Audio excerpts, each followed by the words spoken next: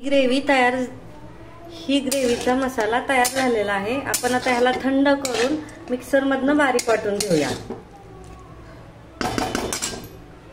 तुम्ही बघू शकता ही आपली ग्रेव्ही आता वाटून झालेली आहे। मी सेम पॅन मध्ये थोडंसं तेल टाकून घेते।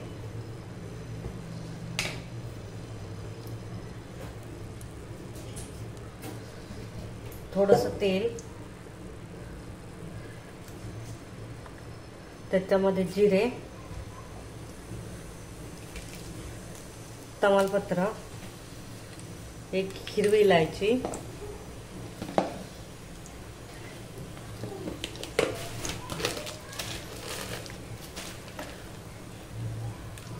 एक तुकडा दालचिनी,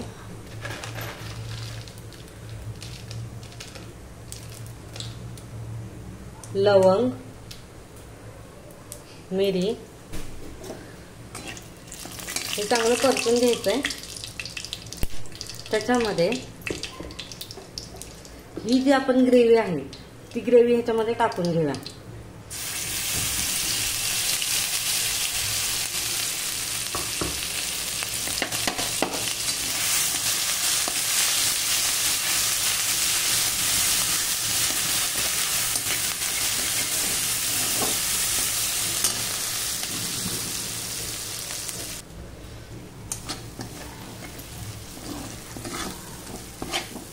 हे ग्रेव्ही परत एकदा आपण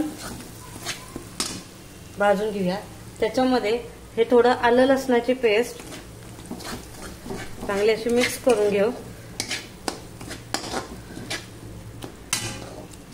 ही जी ग्रेव्ही आहे 8 ते 10 दिवस खूप छान प्रकारे राहते।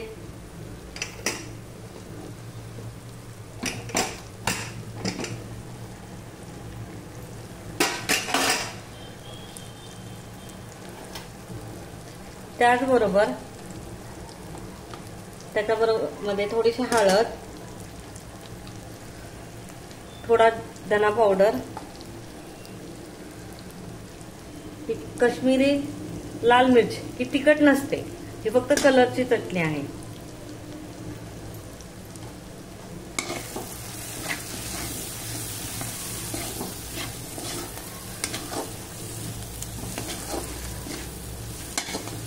ही ग्रेव्ही तुम्ही इन्स्टंट 5 मिनिटात तुमची कुठलीही भाजी तयार होते। पनीर मसाला, पनीर बटर मसाला, खूप साऱ्या अशा रेसिपीज ह्या ग्रेव्ही पासून तयार होत्या त्या। ही टोटली हॉटेल टाइप ग्रेव्ही आहे। तुम्ही बघू शकता किती छान अशा प्रकारे ही ग्रेव्ही भाजलेली आहे। त्याच्यामध्ये सर्वात शेवट भाजलेली जिरा पूड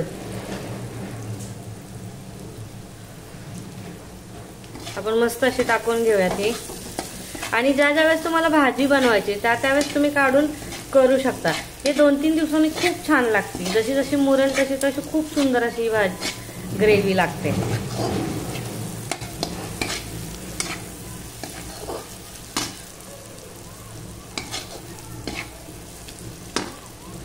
आपण ह्याला थोडंसं पाणी टाकून ही ग्रेव्ही थोडी शिजवून घेऊया।